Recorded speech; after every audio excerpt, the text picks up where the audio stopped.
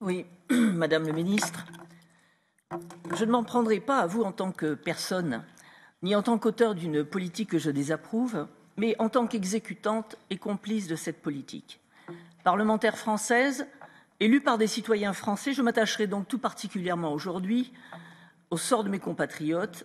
Or, la France aujourd'hui compte 6 millions de chômeurs, près de 10 millions de Français vivant en dessous du seuil de pauvreté et des milliers de jeunes précarisés. Votre modèle libéral et mondialiste a fait de nos agriculteurs et de nos pêcheurs, garants de notre souveraineté alimentaire, des victimes économiques qui ne vivent plus dignement de leur travail.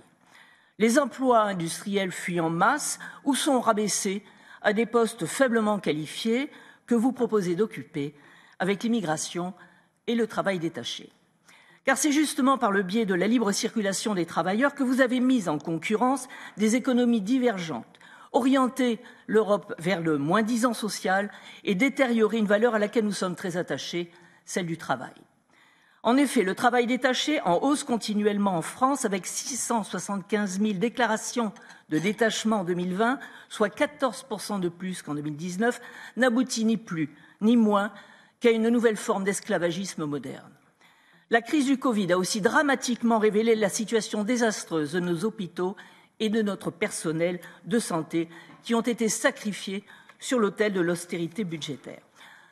Enfin, sous la tutelle de la Commission et au bénéfice de l'Allemagne, vous avez organisé le grand démantèlement de nos réseaux publics distributeurs d'énergie, et notamment EDF, réseau stratégique par excellence financé par les Français et qui subissent aujourd'hui de plein fouet la flambée du prix de l'électricité avec une facture qui a augmenté de 60% depuis 2007.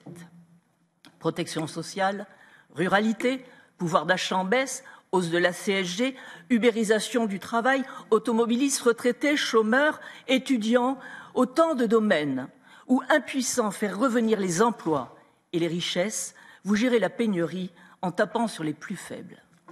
Et ce n'est pas étonnant, votre programme porté par le président Macron la semaine dernière n'exprime que la volonté de la Commission européenne.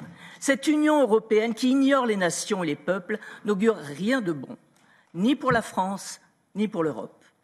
Madame la ministre, l'Europe, maison commune millénaire, c'est plus et c'est mieux qu'un simple marché centralisé ouvert au trafic et aux migrations.